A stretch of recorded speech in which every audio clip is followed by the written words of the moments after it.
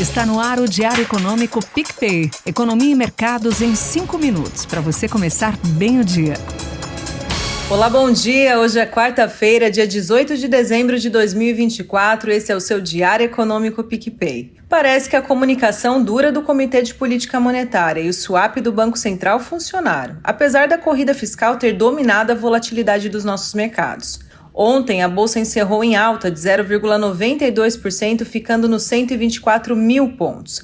O dólar terminou com uma leve alta frente ao real, mantendo a moeda brasileira nos 6,10. No entanto, a Petax, que é a taxa de referência para o dólar no Brasil, calculada diariamente pelo Banco Central e usada para precificar diferentes produtos ligados ao câmbio, fechou em alta de 1,94% nos R$ 6,16. Os juros futuros terminaram em alta na ponta curta, mas na curva longa fechou por conta da promessa de Arthur Lira, presidente da Câmara, de seguir com a aprovação do pacote fiscal. No final da tarde, o presidente da Casa liberou a orientação das bancadas para a votação da reforma tributária e o PL complementar que contém os gatilhos do arcabouço fiscal e bloqueio de emendas. A Câmara dos Deputados aprovou com 341 votos as emendas do texto base da reforma tributária, que vai agora para a sanção. Para hoje ficaram outras duas propostas do pacote, o PL que trata do salário mínimo e a PEC dos ajustes das contas públicas. O pacote em votação tem agora uma economia menor do que as projeções iniciais. O trabalho está sendo cuidado para não abrir brechas para despesas e aumentar a aversão a risco no mercado.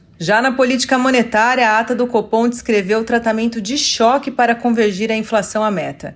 No entanto, chama a atenção a ênfase no empenho do Banco Central para a desaceleração da economia de forma clara e sem rodeios. E clareza foi algo que não faltou nessa ata. A unanimidade do comitê, principalmente sobre os riscos que compõem o balanço de risco, foi explícita, introduzindo o 22º parágrafo do texto, o que não ocorreu no comunicado e tinha deixado alguns economistas na dúvida, mas o BC corrigiu a comunicação e destacou como foi a decisão. Falando em destaques, sobre o ambiente externo, o Copom assume que as condições permanecem desafiadoras, principalmente na conjuntura econômica dos Estados Unidos. Há, agora, grande dúvida sobre o ritmo de desaceleração da atividade, da desinflação e, consequentemente, sobre a postura do Fed. Lembrando que ontem, os dados de vendas no varejo dos Estados Unidos registraram um crescimento de 0,7% para o mês de novembro, acima das expectativas de mercado e acelerando frente ao dado imediatamente anterior.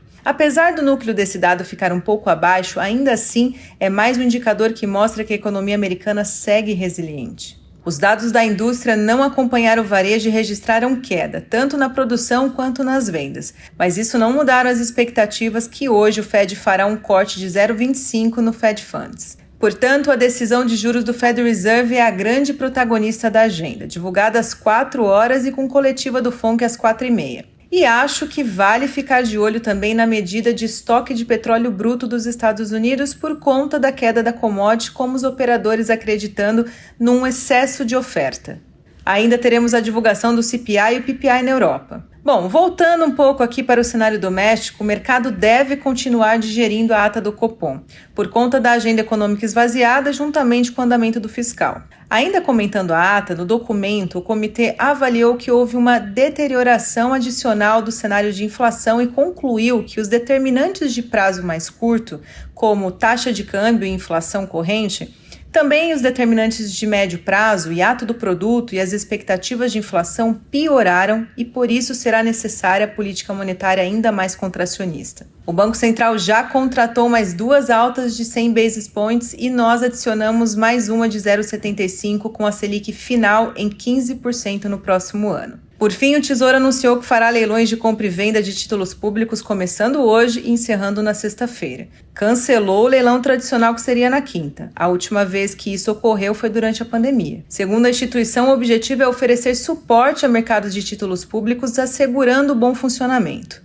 Na sequência, o Banco Central anunciou leilão de até 15 mil contratos de swap cambial nesta quarta-feira. Então, se o Fed corresponder conforme as expectativas e a agenda fiscal andando, dá até para esperar um dólar mais fraco hoje. Com aquela sorte de sempre, bom dia e bons negócios!